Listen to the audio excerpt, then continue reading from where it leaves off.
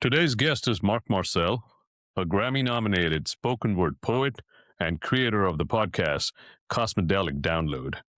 His album Black Shaman earned a 2026 Grammy nomination and blends metaphysics, culture, and lived experience. Welcome, Mark, to the Artist Conversation. Hey, I appreciate you guys. It is a pleasure to be here. Respect. How you guys doing today? Doing good. I'm a little Yeah. tired. I just got off of work. I work from home, so I've been doing Right. this not podcasts, I hope, but I've been doing this in meetings all day long. So Yeah, I Yeah, feel you. I feel you. But I tell people it is better to be busy than not busy. absolutely, So yeah, absolutely. yes, yeah. So yeah, absolutely. In today's world, especially, right? yeah, yeah. Exactly. Today's world, for real. Oh man, yeah, for real. The world is a Any crazy little place for thing. sure. Oh my God. I'm literally just thinking about that an hour ago, just thinking like how our perspectives just change from when we're a kid and how we think about the world and what it is now and what it could possibly be. When you think about the future, you're like, whoa, this really could go in such a direction that I had Yeah, no yeah, yeah. idea. Like, You know, yeah, I watch a lot of news, and it's just the way I've been since childhood. Like I like to watch news, and today, just in the afternoon, my wife was working from home too, and we were both during lunch. We were just watching, and I was watching the news again. She's like, "Can you just put some Seinfeld or something else?" And, right, right, and right, can we not right, watch the yeah, news? Because it's the yeah, same things yeah, going on every channel. yeah, And I was like, yeah, I yeah. am sure. So I switched the channel. But anyway, Mark, thanks again for joining the podcast. We're so excited to have you. We heard about you, a while ago, and we were like, okay, we need to have him on our show. And we've just started this. So I know you've been doing this for a long time, but we just started this. So we're getting some really cool people to talk to us. Well, So I'm going yeah. to get Well, well, it's an honor to be here, man, for real. Yeah. awesome. And time is relative. So, like I'm pretty sure I can learn something from you guys. Just in however way that you can learn something from me. The teacher must Awesome. remain the student. That's, So I yeah. 100% agree with that. 100% agree with that. So yeah, I'm gonna get to it, Mark. So you were diagnosed with dyslexia at 10, right. and somehow words became your instrument. So what flipped in you that made language go from, if I may say, enemy to superpower? Right. Um, it's funny because I'm actually writing a book called, which will be out soon, called "How Superman Learned to Fly," and it talks about my time with dyslexia and me becoming a writer. But it's funny because when people tell me, what's it like, what's it like being dyslexic? I tell them like I really don't know how to tell them because I have not been in someone else's head to compare it to how they learn. I only know how I learn. So for me, it's normal. Nothing seems off. You know what I'm saying? Mm, I can say that the things that I do notice, and I've actually noticed this recently, and I actually probably need to go back and put this in the book, um, that the the dyslexic mind is moving really fast, mm, and you have to tell it to calm down or slow down to digest things. For instance, I notice, we a lot of times one of the most common things they say we may write our B's as D's and our Q's as P's because we're writing so fast. I literally noticed 2 days ago, uh, I was looking at a number, like I think I was looking at the time. hmm And I knew I was looking at the time, and the time itself was like 2:34, right? I knew I saw 2:34, but what came out my mouth was 3:34, right? I was, and then I caught it like a second later. I'm like, wait a minute, I didn't say that right. I was like, but I know I saw that. I know what I saw. So, and it got me thinking that, and that's something I never analyzed as a child. I think that's something that maybe when you're doing something on a quiz and stuff like that, and when they say, "What's this to this?" You may know it, like, but you don't understand how you got it wrong. But as a child, I don't know how to explain that until I have got mature enough now to where I'm 50 years old and I can process, like, okay, like, wait a minute, I know I saw that correctly, but why did what came out my mouth wasn't the right thing? I don't know why. So really, the dyslexic mind is just telling it, slow down and pay attention. Mm, And I knew that also, and maybe that's also why they say we are very creative. So because it's the dyslexic mind is moving so fast, you know what I'm saying? I And I see. I see. suppose you think, I suppose the speed of that comes with the creativity, I suppose. I don't know. But I'm just trying to theorize it. Um, but I know when I was young, I remember in 7th grade, I wrote something for school, and my teacher was like, "This is really good. You should be a writer." And I went Mm. to a school that specialized in teaching dyslexia, and I laughed it off because I was so into basketball. I was like, "Man, no, I don't wanna be a well, yeah, whatever, right?" And then when I was in high school, I was accused for cheating on a paper, and I didn't cheat. The only thing that happened was that my mother rewrote it for me. She retyped it up for me. And my teacher accused me of cheating because she said it was too good. It was so good. My aunt read it and was like, "You need to be a writer." And I literally laughed at her and says, "You don't know what you're talking about. I'm gonna be a basketball player." 3 3 years later, I just went out to started writing. That's a whole 'nother story that just goes in depth, just, how I got to where I am now. Um, um, but it's I would say that the creative mind, okay, with dyslexics, if I have to understand why writing became what it is, I suppose writing was just alright. See, my first artistic talent was drawing. I can Mm, draw you how you look right now. I gave that up when I was 13. I had a debt. My uncle passed away, and I kinda was, like, cursed the mm. world. I was like, "I'm not gonna draw anymore," I was mad, and I really didn't. It was be careful what you speak. I really didn't, and I'm really good. I can even to this day, like, I can show you how you look. But,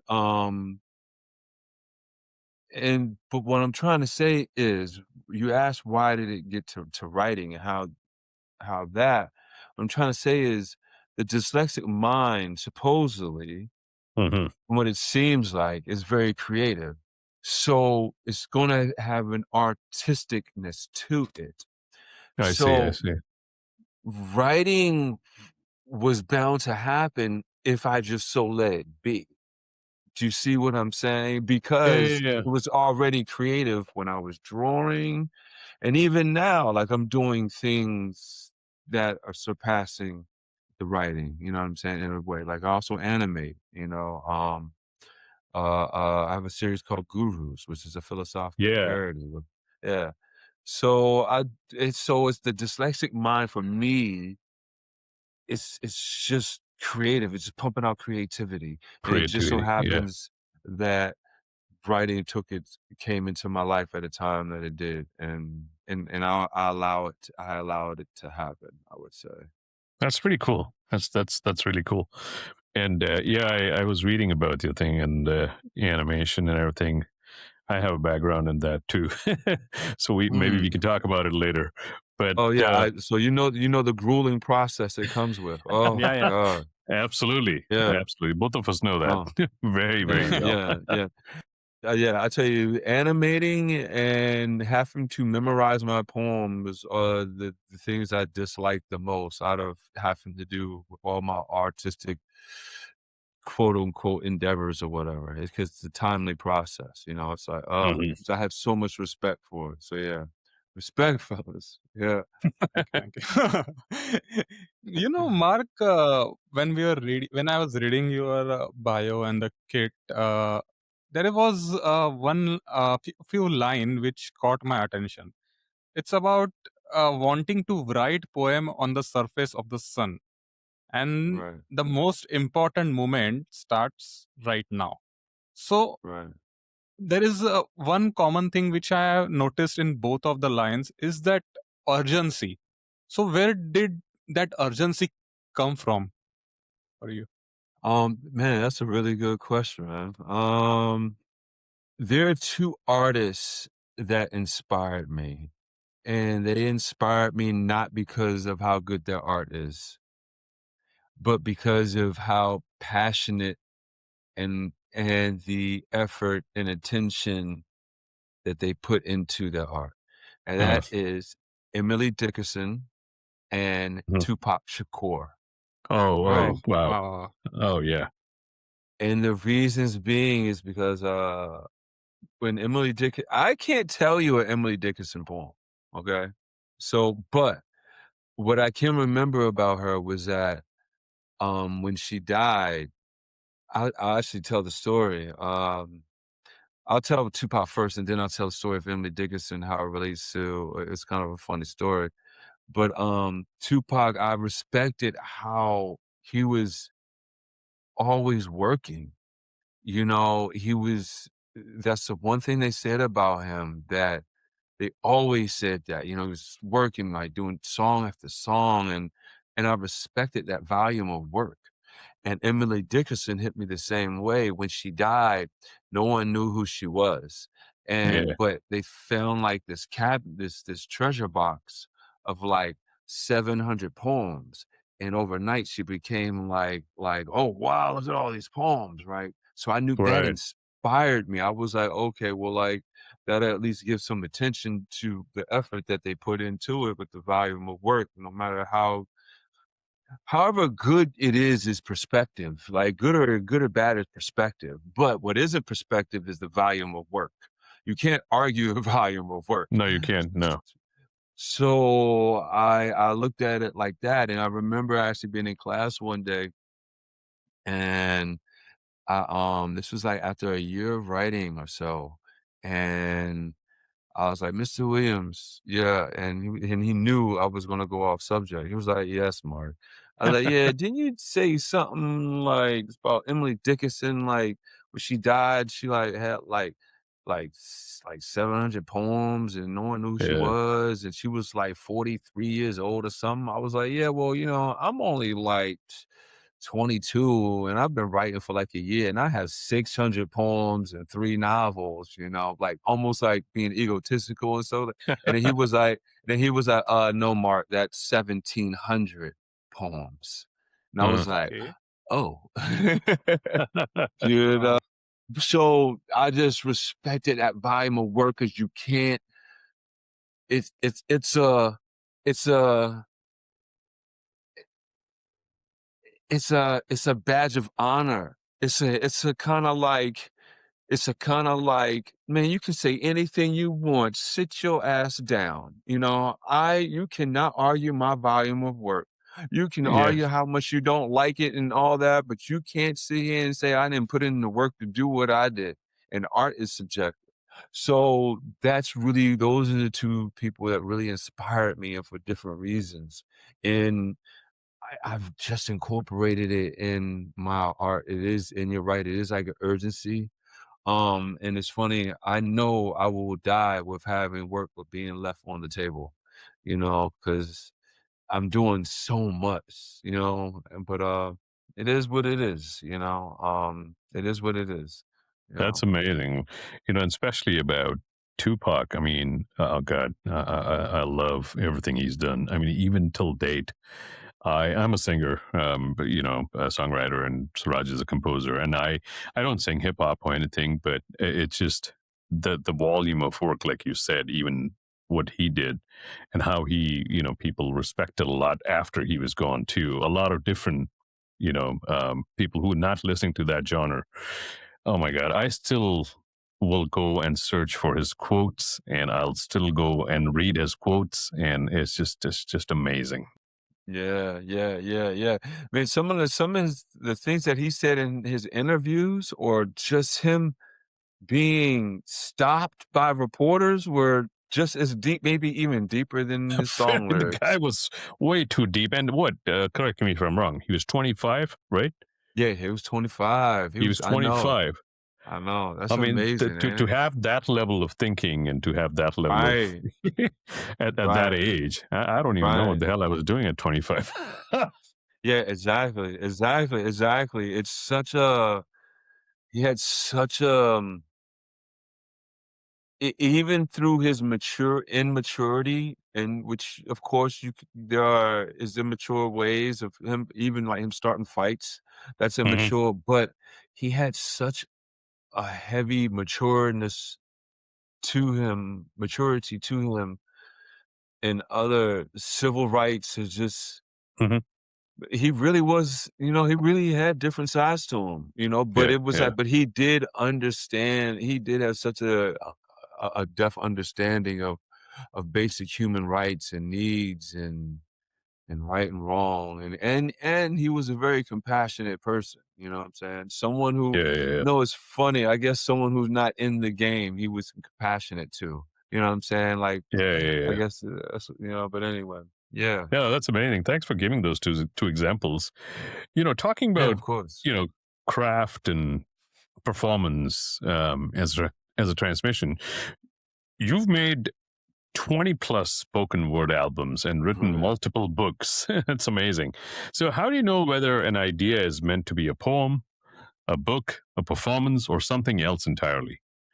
Well, that's the thing.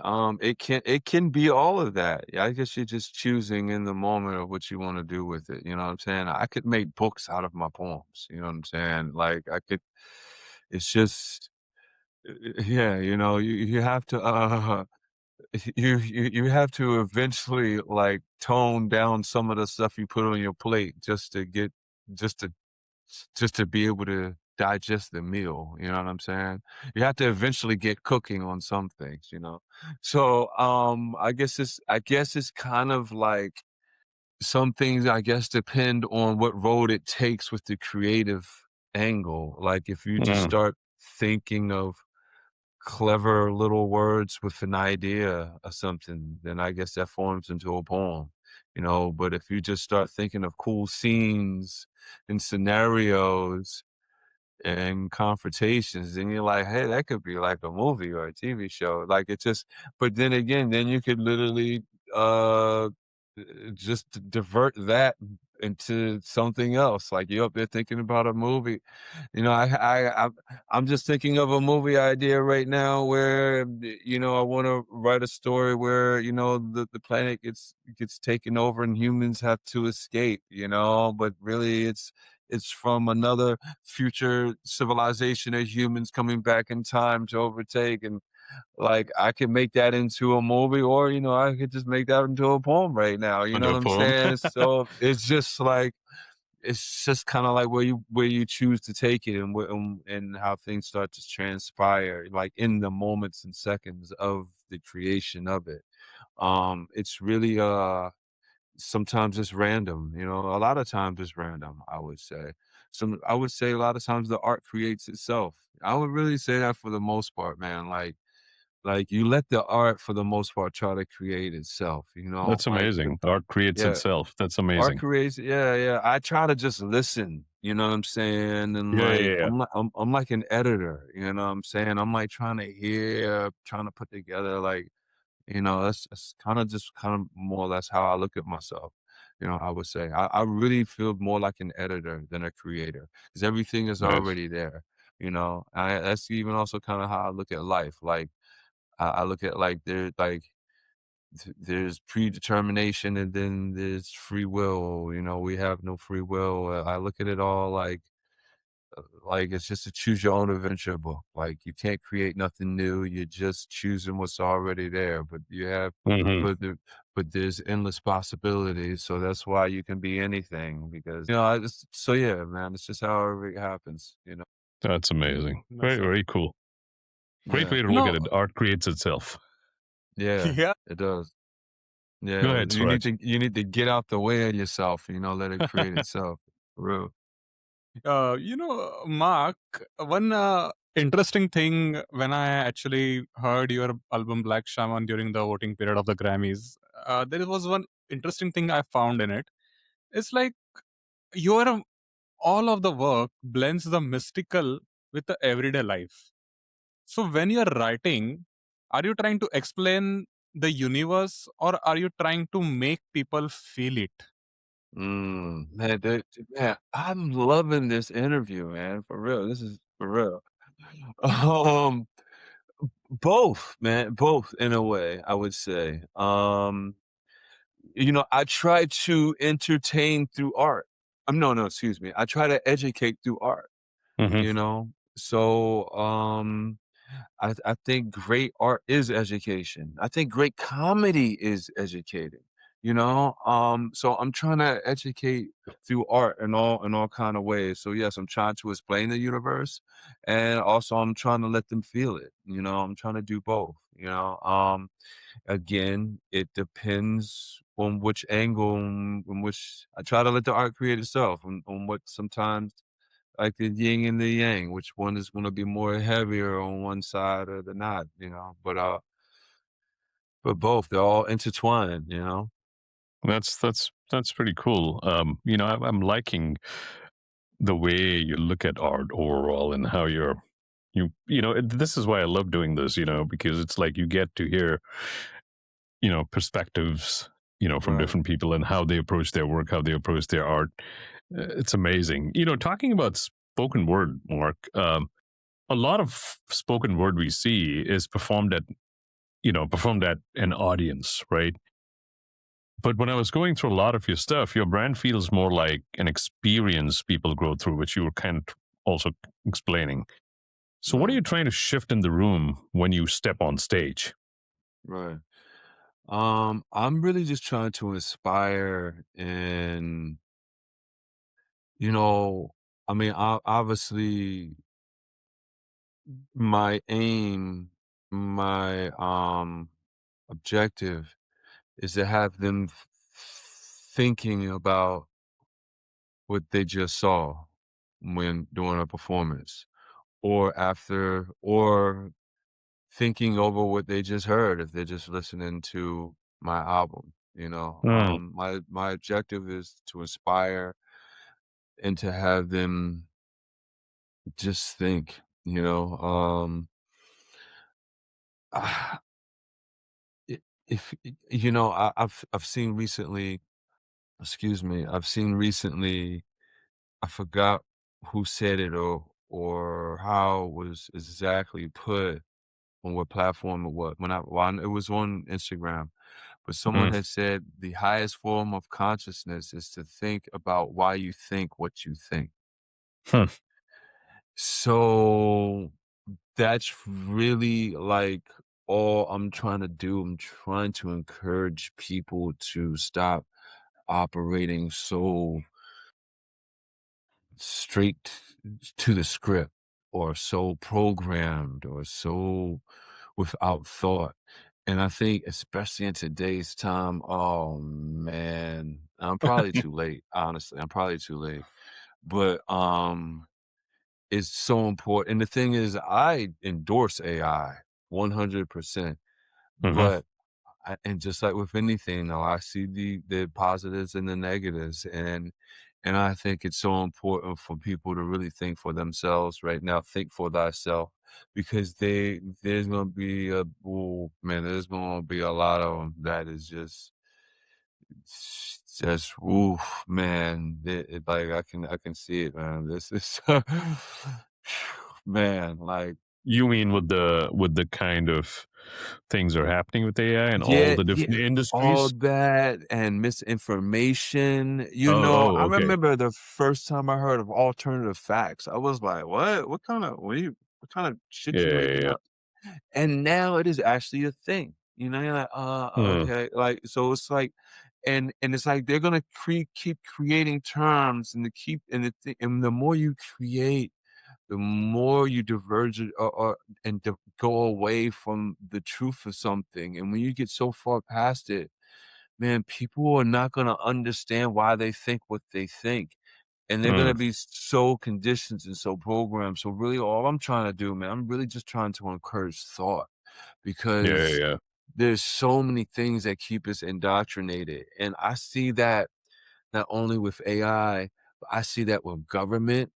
I see Mm. that with religion, you know, Mhm. and so I'm trying to hit him. I'm trying to hit people on the head of I don't even like the term like awakening, you know, but Mhm. so quote unquote, it's like I'm just trying to like give them that spark, you know, zap Yeah, them, yeah, yeah.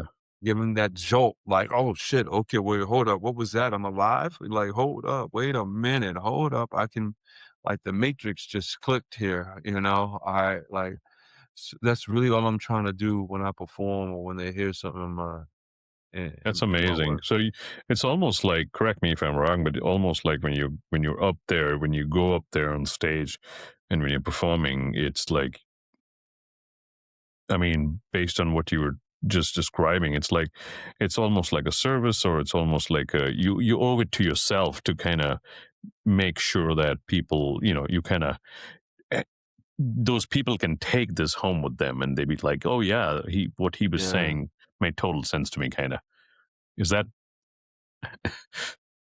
Man, it that sounds so I'm only smiling because I'm bashful and shy about it because it seems so I don't know, man. It seems so when you talk about the self in moments of these, it seems so I don't know, like the ego gets fucked with, you know, honestly, Yeah, you know. yeah, yeah, yeah. But you know, I'm pretty sure you know I was on a plane that almost crashed. I was going to ask you about that, and if you Oh, want, we can get into that, but we'll come back to that. But finish your thought. you wanna come well, okay, because that connects kinda to what I was gonna Okay, say go ahead. Go ahead. Please about tell us the about that service. experience. Yeah, about 5 years ago, I was on a plane that almost crashed. And when I was on it, um, I for one, I don't like being on I've trained myself to go to sleep, and the only way I can do that is being very dog tired before I get on the plane. Hmm. So I usually stay awake, you know, as long as I can. So I get on the plane. We're going from Denver to Honolulu, and as we're going over, 3 minutes into I'm falling asleep. 3 minutes into the flight, all of a sudden you hear boom, Wow. Okay. and I don't Wow. jolt up or nothing like that, you know. I very smoothly, like, and it's probably because I'm in shock or you know I'm pretty sure if you know if I knew exactly what was going on, I'd have panicked. But I was very calm and very smoothly. I just looked up, you hear boom, and I just like Wow. look over to the guy next to me and I say, "You hear that?" And he looks panicked. He's like, "Yeah, yeah." And I said, "What are the flight attendants doing?" And he say that they're doing this. I was like, "Okay." So I look out the window and then I just look around. I just start like analyzing the feeling of stuff. You know what I'm saying? Like, all right, what feels different? Right. Hmm. And then all of a sudden, that's when the plane started feeling different. And then the plane Wow. started like this. The plane started in a car with a flat tire and continued Yeah. to try to Okay. Yeah, drive. yeah. That's how it was being on that plane. It was almost like it was Wow. bumping. And I was like, and I looked out the window and I said, wow, this Marc Marcel jig is up. And then I started making bargains, and I was like, "Man, this is gonna hurt." You know, I was like, "Look, dude, I just don't wanna come back as a Christian or as an animal, okay? Because Christians are shitty people, and people treat animals like shit, right? Like, I'm out there making bargains, you know? I was like and I've come way too far to be indoctrinated in religion again, you know? I was like, "No, Why? come on, man." I was like, you know, I'm making bargains. So then I start thinking about my life, you know, I'm like, and, I'm still calm, you know, and I accept it. I'm not begging for nothing. I'm like, "Alright, let's do this, fine." Like, "Alright, why are you waiting so long? What's going on?" Like, I'm thinking the thing is gonna combust, and you hear people crying on the plane, you know? So, Wow. yeah, they're crying. So, and mostly on the right side, so they could see something, and the explosion was on the right side. Oh yeah. So the flight attendant was like, "All right, we're waiting to see what air traffic control wants us. We're waiting to see what air traffic control wants us to do. I just sit tight there." And I'm like, "What do you mean? Like land this? What do you mean? Like you land this in the highway, the cars will move. Like, what are you talking about?" Right? So, but anyway, so I start thinking about my life. I think about my parents. I think about the loves that I've had. I thought about the places that I've been, man, and I'm like, man, I'd be selfish to sit there and beg for my life. Mm. I accept this. I've seen some things. I've had some amazing experience, man. It's like, man, what could be better than the life I've had? That's what I was saying, literally on the plane. What? And listen, let me tell you something. Yeah, I gotta say that. I gotta make sure I say this. So I was like, yo, what could be better than the life I've had? For real. I literally was saying I was like, I accept this. I accept this, right? So anyway, um, then I think about my work, Mm. and I'm like, "Alright, I put out a lot of work. Hopefully that goes out." I think about Emily Dickinson. I think about Oh, Tupac, wow. and the volume of work that they've done, you know, and I'm like, "Alright, I've done a lot of volume work. Okay, cool, that's what's up." Like that, who knows, whatever, this is it. Yeah, well, I always want to go out off a bang. Alright, here it is, you know? Alright, cool, alright. It's like, "Oh, well," accepting it, and then I think about my unreleased work. And I'm like, "All right, who has this? Who has okay, they have this, they have that, they have those poems." I was like, "Okay, cool." I was like, and then I think about my next 2 albums that were I was about to release, but I hadn't released. And I'm like, "All right, Mm. well, who has that?" And now I was like, "No, no one has that." And I'm like, whoa, hold on, wait a minute, where is that?" And I was like, "It's in the overhead on my laptop." And I'm like, "Oh no, oh no, oh no, no, no, no, no, no, you don't. No, you don't. No, you don't. No, you don't. No, you don't." I was like, "No, man, no, don't be that do it. I've spent all year writing on that. You can't do this to me. No one has that. You gonna make me." I was like, "No, no, no, no, no, no, no. Please, please, please, please, please, please. Listen. If you just land this plane, okay, I promise I will do all I can to get that work out. Please, Mm. if you just land this plane, I promise you, I will do all I can to get the work out. I will dedicate my life to getting the workout. Just let me get that's the best work I've had, dude. You gonna let it go down in the plane? Come on, dude. I'm not cool with this, okay? For real. Come on, come on, come on, man. Please land this plane. I promise you, I will do all I can to get the workout, right? And lo and behold, it was a 20-minute flight. My mind didn't shift and start begging to my life until 12 minutes into the flight. For 12 minutes, I accepted everything until I realized I had unreleased work that no one had ever heard in Mm. the in the glove compartment, and not the glove compartment, but whatever in the overhead. Yeah, And yeah. and when we landed, um, that's when I smelled smoke. And then with this smoke, there's fire. And obviously, when we get out and sit down and go into the lounge and wait, we can hear public record of the flight attendant who was like, "All right, just sit tight. We're just waiting to see what air traffic control wants us to do." But when you hear him talking to air traffic control, he's like, "Mayday, mayday, engine failure. Need to land immediately. Need to land immediately. Engine failure." So there's panic. And I'm like, "Oh, he didn't think we were gonna make it." CNN even said it was a miracle that no one died on the flight. Like, this was international news, you know? And there's 2 things with this, like, that I think about. You know, I saw my friend a few months after that, and I told him the story, what happened, right?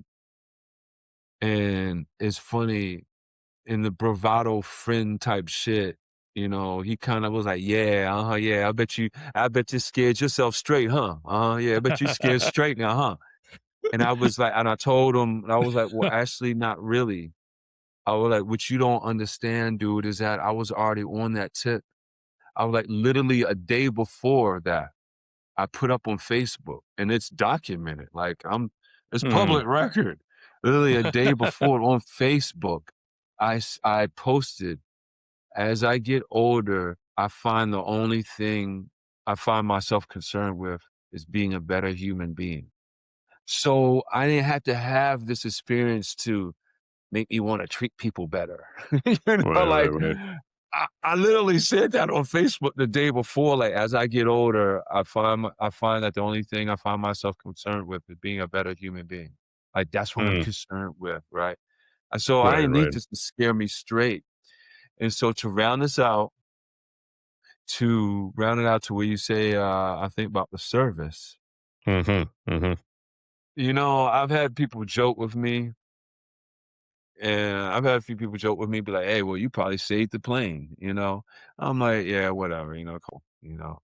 That's amazing. And then I had a friend recently joke with me, say the same thing, but she wasn't joking. She was like, "No, you probably saved the plane." And I was like, "Yeah, whatever." I was like, "Come on." And she was like, "No, Mark, you gotta think of it like this. Like, the universe rewards those that give." And everybody on that plane was probably asking for their lives, for themselves, for their own reasons. You was asking to get the workout. You weren't asking for money, you weren't asking for fame, you weren't asking for more experiences. I Mhm. wasn't asking for more experiences. She was like, "Yo, you were asking to get the workout, and that is being service to other people." It's like, and when I tell you that all I Wow. wanna do is inspire, all I wanna do is my work is inspire. That So it's like, is so when she said that, I was like, "Damn," like, it she's made right, me she's right. I mean, it that's freaking deep, dude. I mean, it's Yeah, yeah, just yeah, yeah. yeah, and who knows, whatever, I don't but it made me stop, and I was like, "Damn," like, "Wow," like, and yeah, so yeah, I don't know. So who knows?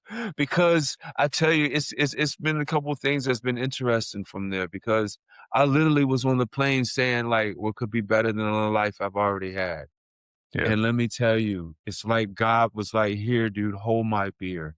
Because the 5 years since then, being in Hollywood and especially recently, and just like I'm like, wow, okay, like okay, like, I know nothing. So, you know? Oh, that's really great, Mark. When you speak openly about these psychedelic experiences, so I have the one question arise in my mind is how it shaped your philosophy and creativity, and what's the biggest misconception people have about this path? About what? About the I can say the psychedelic experiences you speak very R openly every day. Right, what you said, So, what's the misconception about it, you saying? uh, so the misconception is people take it in a more of a wrong, bad way that having this Right, psychedelic yeah, experience. right, Yeah. So, but you right, have yeah, taken it very positively and you have converted that experiences into philosophy and creativity. right. So what's Um, your take on this? Really? for me, people you can't first it's funny, man, everything is the same. Um, you it's funny, people's fears would be like, "I don't wanna take this stuff because it'll change me." Mhm. Well, that's kind of the point, this stuff changes you, you know, but you know what also changes you? Everything. Like, it's just this conversation I'm having right now is changing me. You know what I'm saying? So, I mean, so it's just how you look at it. But I mean, obviously psychedelics open up um a wavelength or a vibration, a portal, whatever you want to call it, or a realm of understanding that is not frequently exposed in this reality. So for me, my experiences with that and what it has cracked open, um, there's no way for it not to affect me. Mm, I will say one thing that I egotistically, the ego prides itself on is that people like I have dove into the psychedelic realms frequently. I have done my share. I don't mm, I don't do things how I used to like I've done DMT 80 times. But that's all in perspective. The first month I did it 20. The first year I did it 50. And that was like what 15, 16 years ago when I started. So within like for 14 years or whatever, that leaves like 30 times. You know what I'm saying? But there was 5 years that I didn't do it. So what I'm saying is when I do it for search. The same thing with ketamine. My uses with it comes in with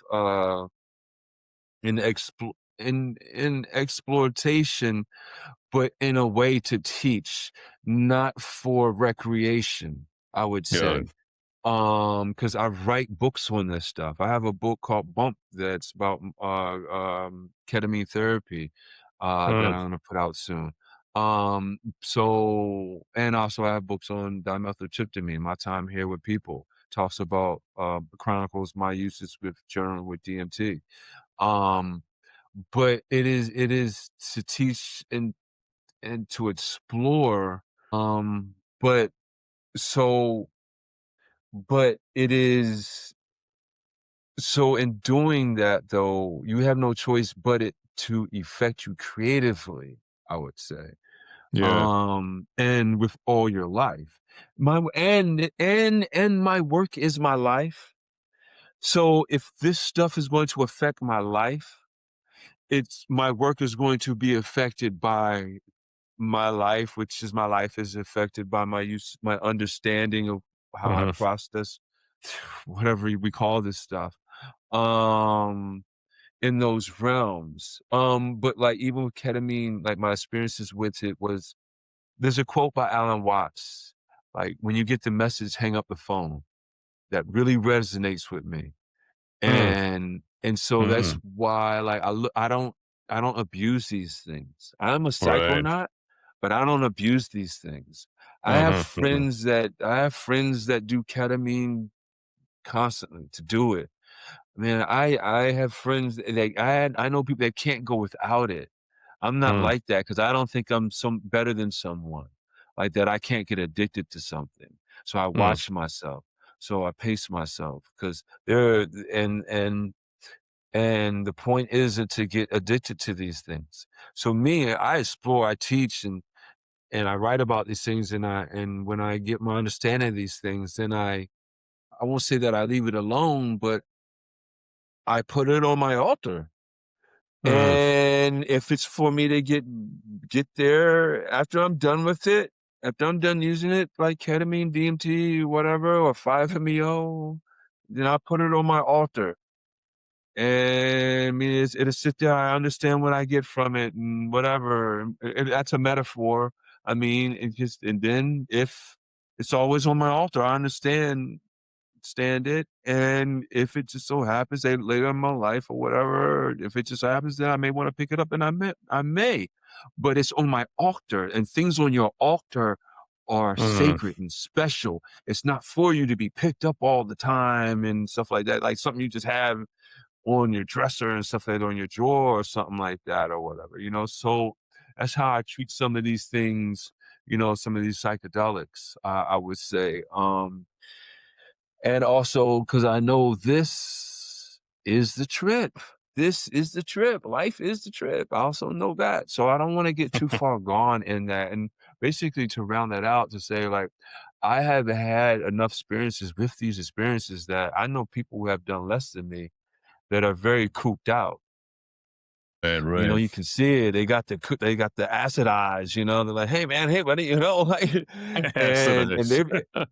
and they've done less than me. So I'm very fortunate that you would never know. You would never just by seeing me, like, you would never know anything that my mind goes anywhere close to this stuff. Like, Got it. unless we start talking this way, then you're like, holy shit, what, I didn't, what's going on right now? I was just going to the grocery stores. I didn't know I was being taken to Mars. But, Yeah. one of the biggest misconceptions I could say, I don't know.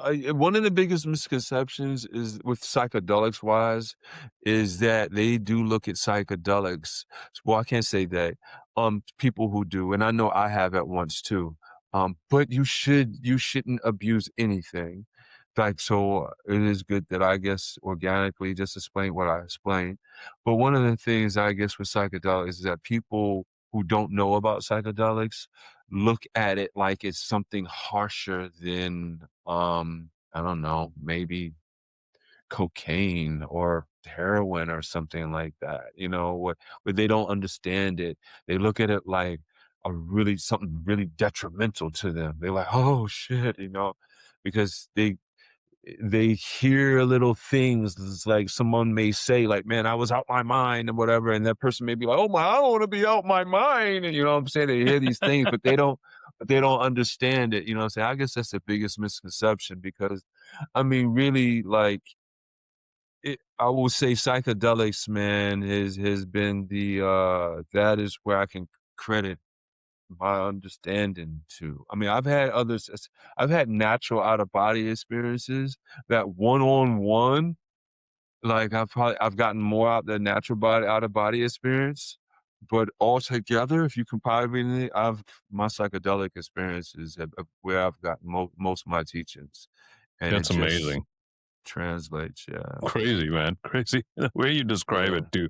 You know, a two in one kind of mark for uh, like a couple of last questions, but I want to combine them and I want to ask you, Cool. if you could talk about your animated satire gurus, like what Mm, does the animation let you say that or show that spoken word alone can't?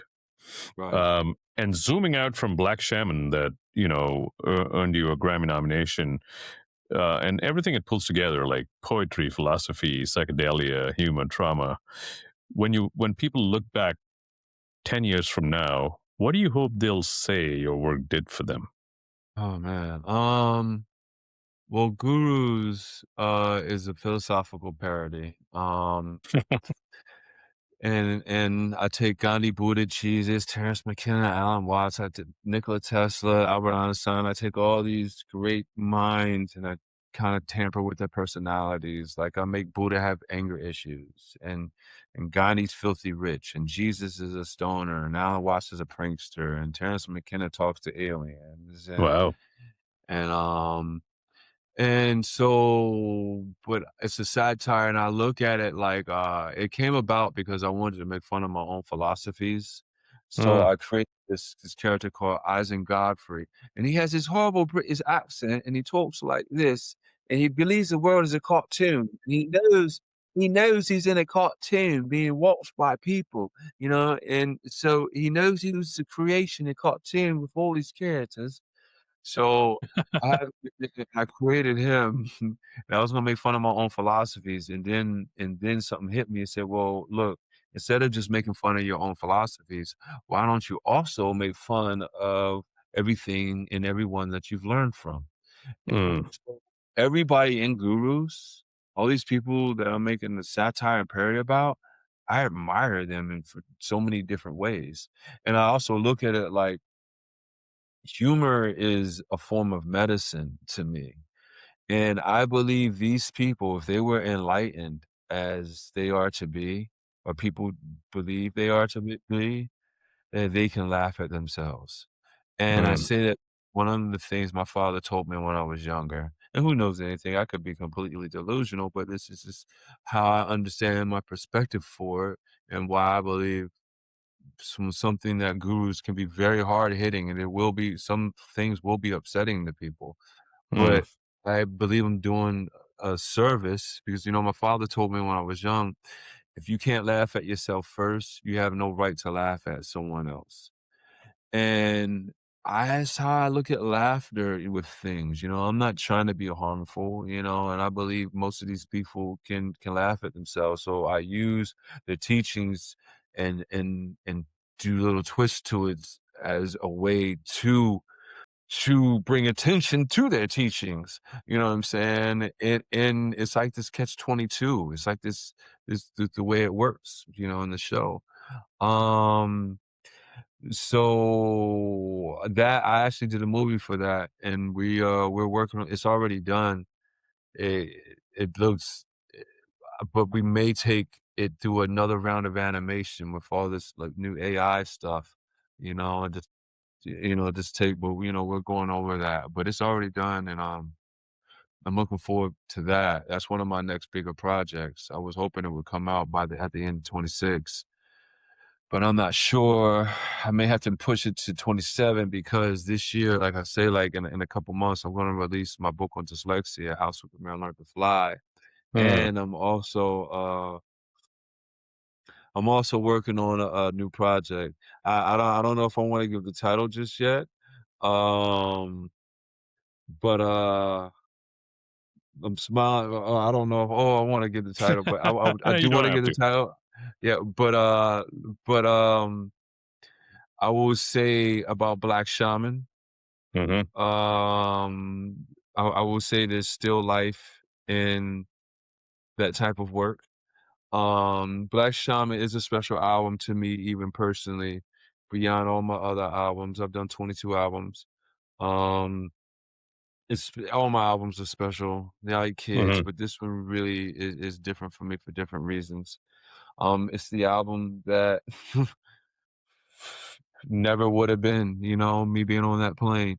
You know, Mhm. it's the album that it is the album that it's the first album that was created after that experience. I had 2 albums that were already done that I released after that experience, but it's the Mm. first album that I created after that experience, Gotcha. and I believe it's my best work. I believe I see it's funny, you know, every album I release, I'm like, "How can I do better than this? How can I do better than this?" And it seems like it happens, and Black Shaman was really, I knew w I I felt something really powerful was being created when I was arranging it. The poems were written like a year to a year and a half even before its release. The Mm. music was picked within the last 3 months, last 2 or 3 months of its release. Well, that's let me explain. Some music was.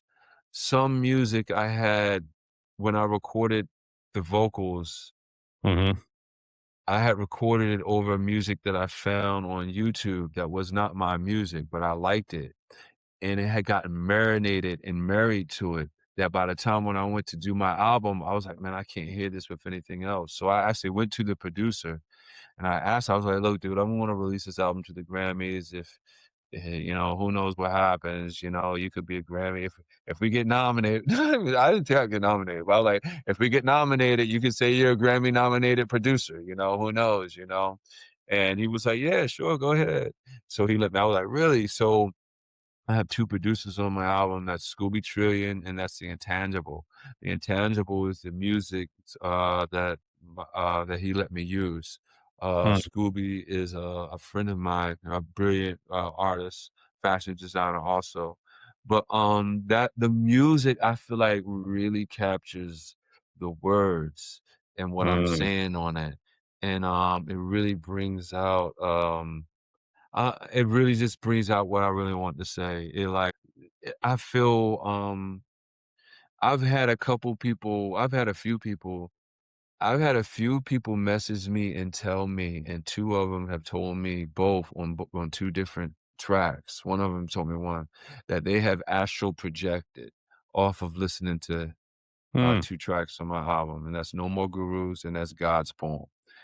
And I get it because I mean, that album is I mean, I'll quote someone else. Someone else's quote is like that album is like spell work. That's what Mm, Oh, someone else has said. Yeah. So yeah. So but that's pretty cool, man. yeah, that's really great. yeah. No, really great, Mark. Firstly, I appreciate you. thank you so much for spending this time with us. We really appreciate the honesty behind your journey and the way you turn these living experiences into work that makes people think, feel, and wake up. So, really, thank you so much for it. Yeah. No, Yeah, seriously. I mean, like Suraj said, I kind of echo that and I will plus one to that. This conversation, is a reminder that art can be a mirror and sometimes a doorway. right, right. I like that. Right. It can be a mirror open doorway. Exactly. Exactly. I Yeah. like Yeah. how yeah. I hope you write that line in the next your next book. Well, this is the thing. If I ever did, I would have to say I heard it somewhere. I would never say it was mine, because then no, No, that just kidding. Just kidding. nah, But really, that's a Yeah. You can always jewel. just say, I've heard it from my friend Sandeep. Yeah. Yeah, exactly. Exactly. yeah, that's Yeah, great. yeah. But no, I And appreciate you, fellas. Yeah, because this has been great. Yeah, I appreciate you for yeah, having me. no, thank you so much, really. And to everyone listening, thank you for being here with us. Please go check out the Marc Marcel's work on Apple Music, Spotify. Do listen to his work, Black Shaman, his other albums. He's a really good. It coming from me because in the voting session, I have voted myself for those albums because of the incredible work he's doing. So please go check out his work. Please go check out his Instagram. Follow him over there. You can talk with him. And if this episode resonated with you, share it with someone, and we will see you in the next episode of the Artist Conversation. Thank you.